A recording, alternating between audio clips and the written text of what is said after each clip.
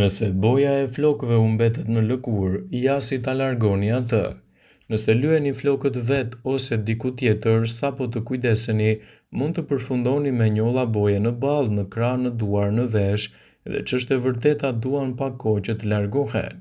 Nuk e dini se çfarë duhet të përdorni në raste të tilla.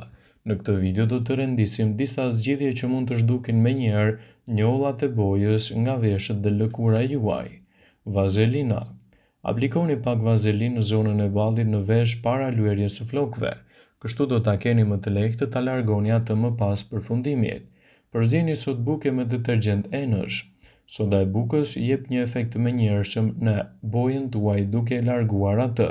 Aplikojeni përmes një pecete duke fërkuar njollën. Uthulla.